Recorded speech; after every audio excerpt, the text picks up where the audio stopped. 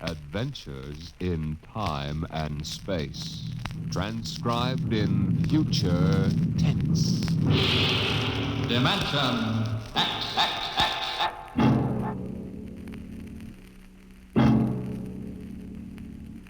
When the first space rocket lands on Mars, what will we find? Will we be welcomed with open arms, or will the Martians treat us as invaders? Only one thing is certain. Someday a giant metal ship will take off from Earth to travel through the black velocities, the silent gulfs of space, to descend at last into the darkness of the upper Martian atmospheres. And on that day, man will finally know the answers.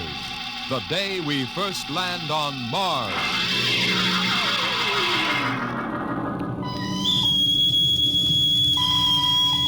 Now hear this. Now hear this. Approaching critical deceleration. Fasten gravity suits. Stand by to land. Mr. Lustig, what do you make of the terrain? There seems to be a heavy ground, Miss Captain. We won't be able to use our infrared lights. And we'll have to come in on radar. Well, isn't that a little risky, sir, landing in the dark? I'd rather run the danger of a blind landing, Lieutenant, than come in without the cover of darkness. Remember, we don't know what kind of reception is waiting for us down there. Airspeed 500. Altitude now 4,000. Bridge to engine room. Stand by for deceleration. Engine room, aye. Fire forward tubes 1 and 3. Aye.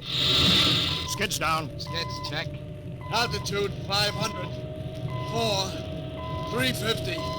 3. Up a point now. All right. Let's set her down. Look out! Cut the power. Masters pipe battle stations. Aye, sir. All secured, sir. Well, we're on Mars. April 20th, 1987. 4:33 Greenwich time. Enter that in the log, Masters. Aye, sir. Well, gentlemen, it's less than 2 hours till dawn. As soon as it's light, we'll send out a landing party. Masters, get me an all-over hookup. All set, Captain. Now hear this. Now hear this. All right, men. The smoking lamp is lit. We're 17 men on an alien world. And it's up to us whether we ever get home again. Next few hours should tell the story. And I want instant obedience to all commands. I'll court-martial the first man who doesn't jump to when he's ordered. And one other thing. We may be on Mars, but this is still a United States naval vessel. Officers will conduct a personal and weapons inspection in 1 hour. That's all. Inspection, Captain. Now? Mr. Lustig, we've got an hour and a half to sweat out before we find out what's outside that airlock. I'd rather have a man worried about his stripes than about what's waiting outside on Mars.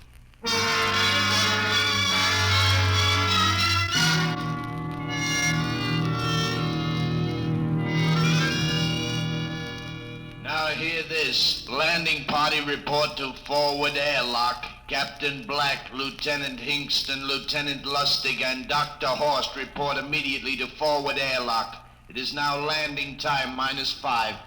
Sounds like they're paging us, Hingston. You ready, Dr. Horst? Yes, ready as I will ever be. Oh, come on, let's report to the airlock.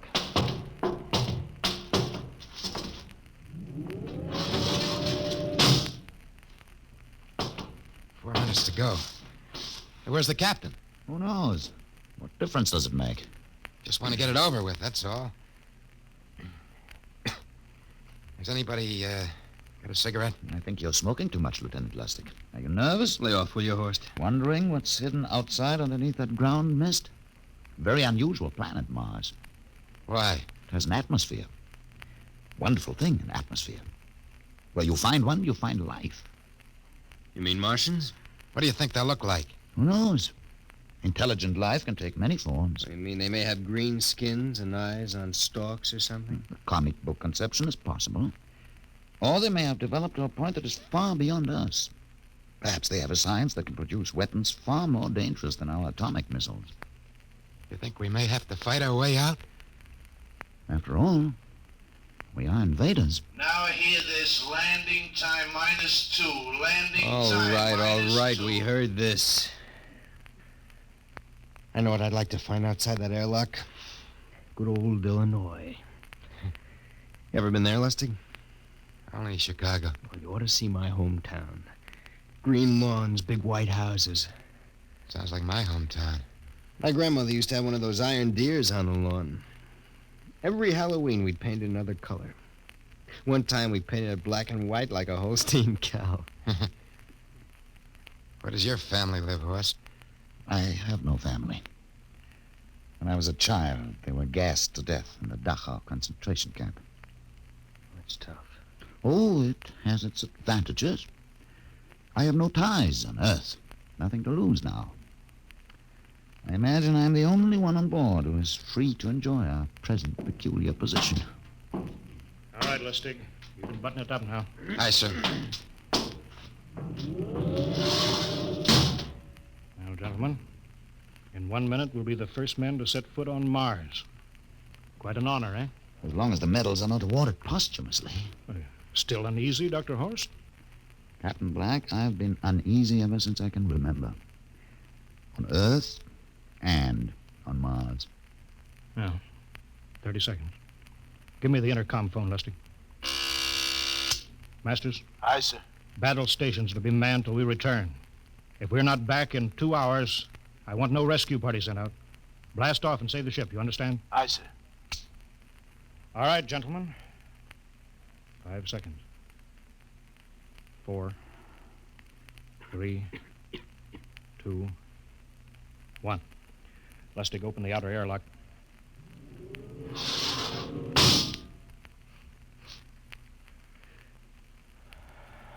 Fresh air. Let's go. Hold it now. It's too dark to move fast. Quiet, isn't it? Not even a wind. You can't see anything through this ground mist. Quiet. We don't know what's out here. Come on.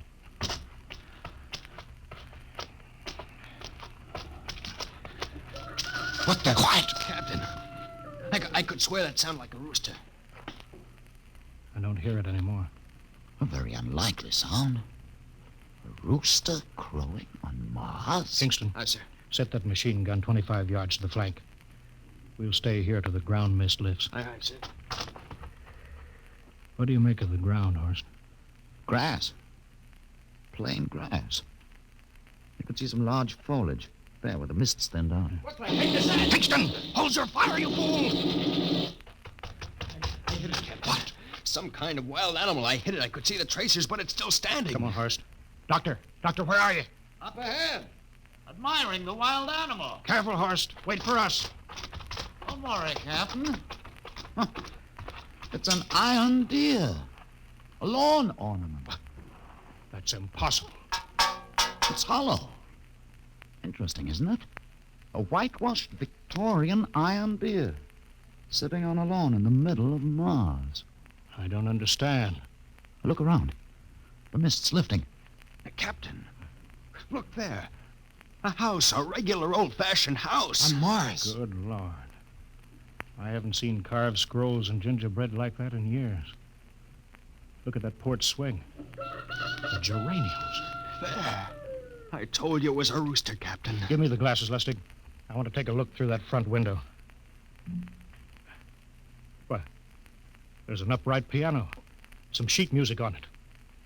Lustig, it's beautiful Ohio. Beautiful Ohio. That can't be. Look here, Horace, do you think that civilizations of two planets could be identical? I don't know. That specific variety of geraniums is only 50 years old on Earth. Is it logical they should develop in Mars? How about that port swing and that piano and beautiful Ohio? No, it's impossible. Captain Black, this looks like the town I was born in. Well, it looks like my hometown, too. I've thought of something, sir. It's the only solution. Maybe we're not the first ship to reach Mars from Earth. That's the only answer. That's impossible, Lustig. If there'd been space travel, it couldn't be secret. Do you have any idea what ships cost, what industrial power is needed? There's got to be some logical reason. Captain, I think perhaps we might find out. A light just went on in that house. Kingston, cover that door with the machine gun. Aye, sir. Come on, Horace. We'll ring that doorbell. There's got to be a scientific answer to all of this.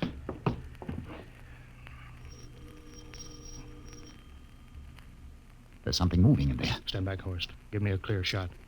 Maybe a Martian. Can I help you? We were looking... Well, if you're selling anything, it's much too early. No, wait a minute. What town is it? What do you mean? Are you census takers? No, we're strangers here. We want to know how this town got here. Is this a game? No, it's not a game. We're from Earth. From where? From Earth. Do you mean out of the ground? Hey, are you sure you're feeling well? Madam, we came in a flying ship across space. We're from the third planet. This is Mars. Now do you understand? Mars. You go away now, you hear? I'll call my husband from upstairs and he'll chase you. Now go on. This is Mars, isn't it? This is Green Lake, Wisconsin, in the United States of America. Bounded on the east by the Atlantic and on the west by the Pacific. Now, go away. Goodbye. Horst, do you suppose it's really possible? I've got to find out more about this. For the last time now, go away. Pardon me, madam. What year is this? Year? Well, 1928, of course. Oh, for goodness sake. You hear that, Horst? And we know it's 1987. And we know it's Mars. Is it possible that we got fouled up, made some tremendous blunder, and circled around and landed back on Earth? In 1928? Well, maybe some switch in time or dimension. Could we have shifted somehow and gone backward in time? Horst, it won't hold water. It's not logical. We've checked every mile. We went past the moon and out into space. We're on Mars. Find out anything, Captain? No, we're going back to the ship till I figure out some logical explanation for all this. Lustig, out at point. Aye, sir. Hingston in the rear. Keep that gun at half load. Aye, sir. Horst, there's got to be some cold, logical solution. Captain. What? That house down the street. The white one with the green shutters. Lustig, what's the matter? I never thought. Thank God. Thank God. Lustig, come back here. He's running for that house. That crazy fool, after him quick. Lustig, stop. Come down off of that porch. Grandma. Grandpa. Lustig, what the devil do you think you're trying? Grandma and Grandpa, it is you. Lustig, what's going on here? Albert, why, it's been so many years. How you've grown, boy. Oh, it's so good to see you. Lieutenant Lustig. Oh, Captain. Grandma, I want you to meet my friend. This is Captain Black. Captain, I want you to meet my grandfolks. Howdy. Any friends of Albert's is friends of ours. How long you been here, Grandma? Oh, good many years. Ever since we died. Ever since you what? Oh, yes, sir. They've been dead 30 years. What? You mean to tell me that Mars is heaven? Oh, nonsense, no. All we know is here we're alive again. And who are we to question God's infinite ways? Lustig, we're going back to the ship. But, Captain, I want to talk to my Lieutenant grandfolks. Lustig, I don't like any part of this. You come back with us, I have to club you and carry you. Yeah, but, sir, That's they're enough. my... Heaven only knows what they've run up against back of the ship.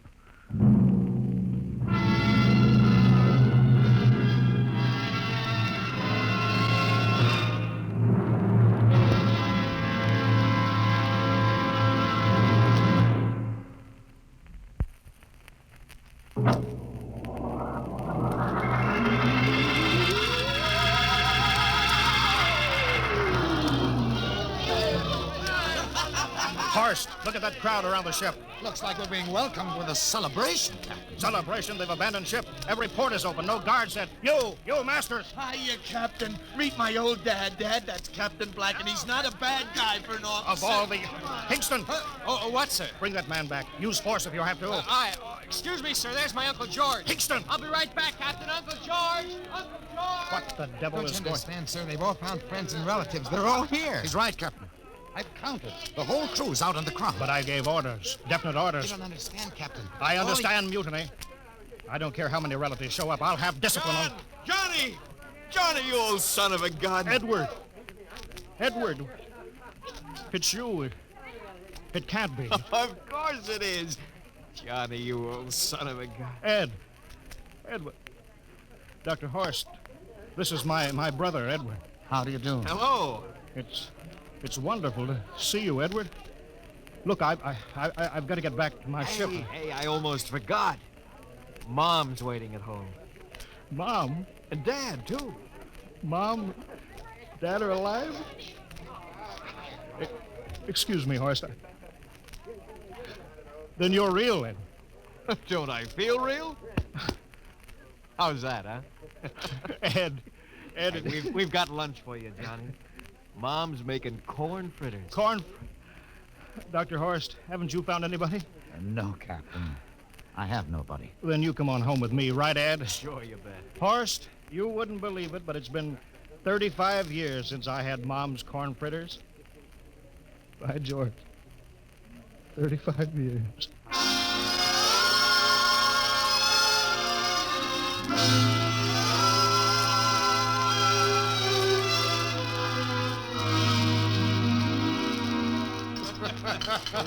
And there's plenty more in the kitchen, so don't hold back, Johnny. You too, Dr. Horst. Well, Johnny, you're still in the Navy, huh? That's right, Dad. I'm in command of the ship. We're an old Navy family, Dr. Horst. All three of our boys in the service. Ed was the best pilot in the Pacific. What did happen, Ed? Oh, what's the difference? I'm here now. Oh, you know, it's almost perfect. All we're missing is your brother Will. Then the whole family could be together. Well, it won't be long, Mom. Will's in charge of the XR-54. That's the next rocket coming out to Mars. Well, little Will. When does he leave, Johnny? Takeoff scheduled for September, but it depends on what we report. There's no question about that now, eh? Christmas together again. That'll be something, huh? Yes, sirree. Well, this calls for a celebration. How about a little of the old dandelion wine, eh, Johnny? Now, Father, don't you go giving Johnny too much wine. Oh, he's a big boy now, Mother. Well, sir, isn't everything just fine? Just fine.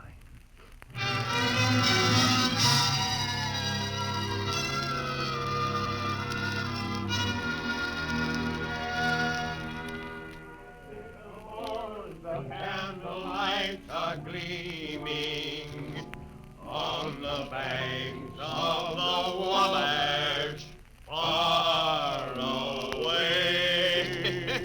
Hey, we have play another song. Sure, yeah.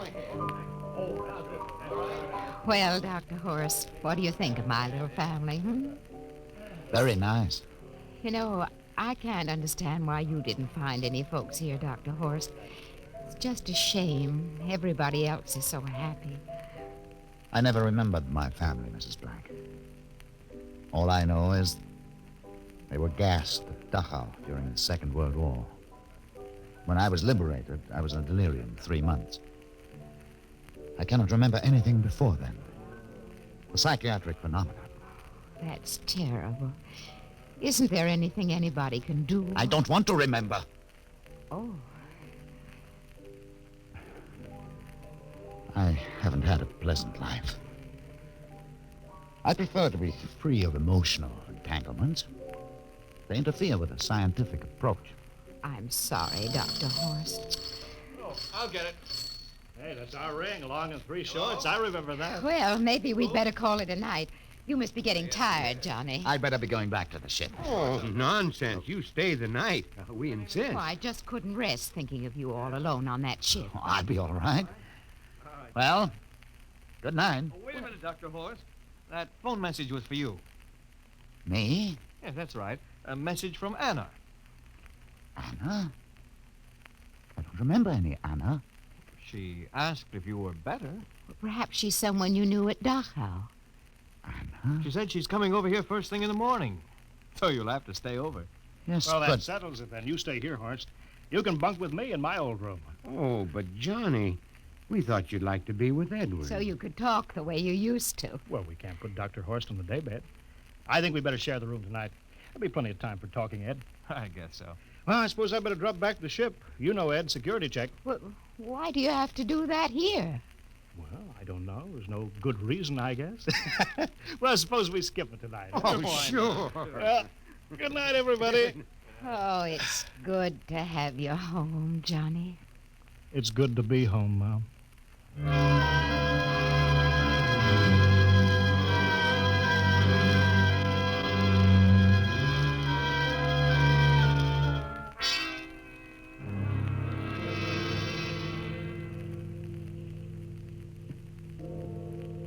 Captain Black, are you asleep? No. I've just been thinking about what we were expecting.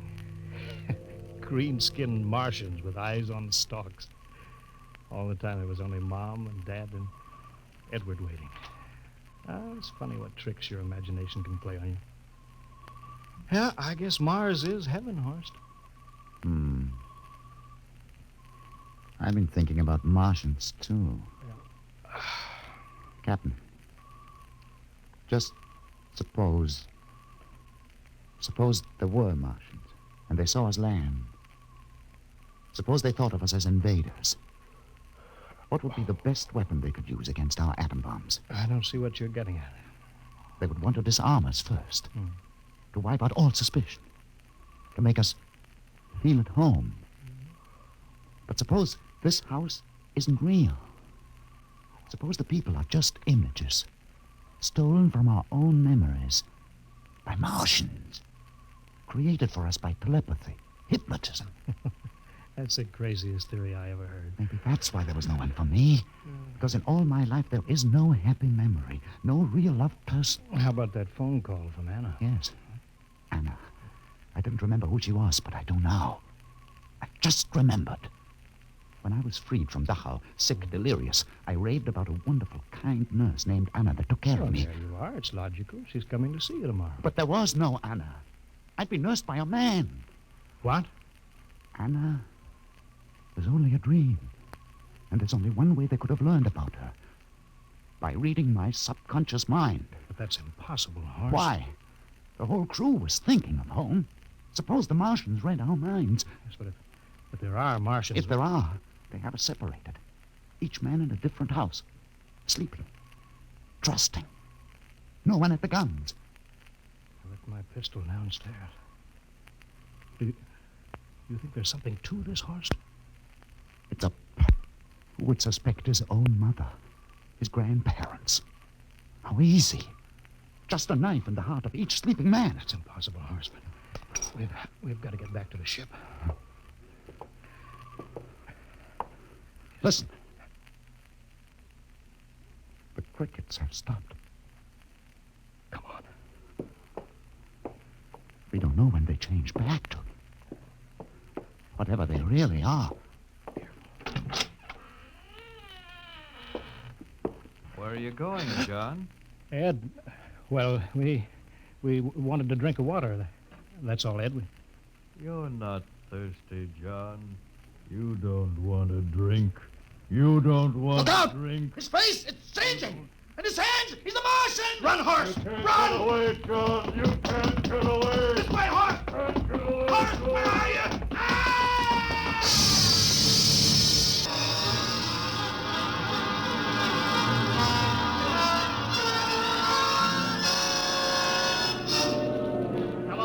Hello, can you hear me, Earth?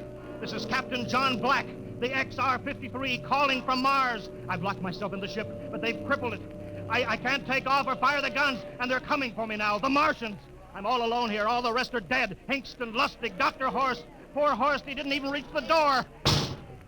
Listen, they're trying to break through the hull now. Edward and Mom and Dad and all the folks. But they're changing now. Melting and changing back into... They're Martians. Can you understand me? Martians, not men. They made us think that Mars was heaven and we fell into the trap. Can you hear me, Earth? You've got to stop the next rocket. Tell my brother Will. Tell my brother Will not to come. They'll trap him too. They'll kill them all. Hello, can you hear me, Earth? This is John Black on Mars. Hello, Earth. This is John Black on Mars.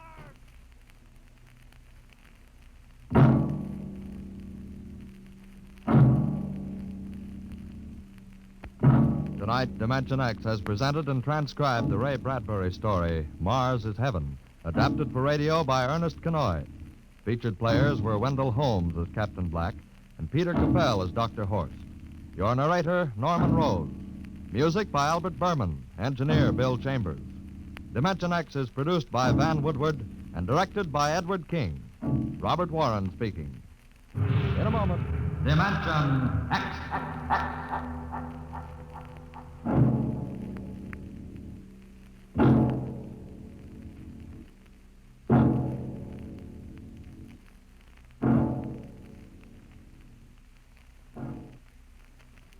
This is NBC, the national broadcasting company.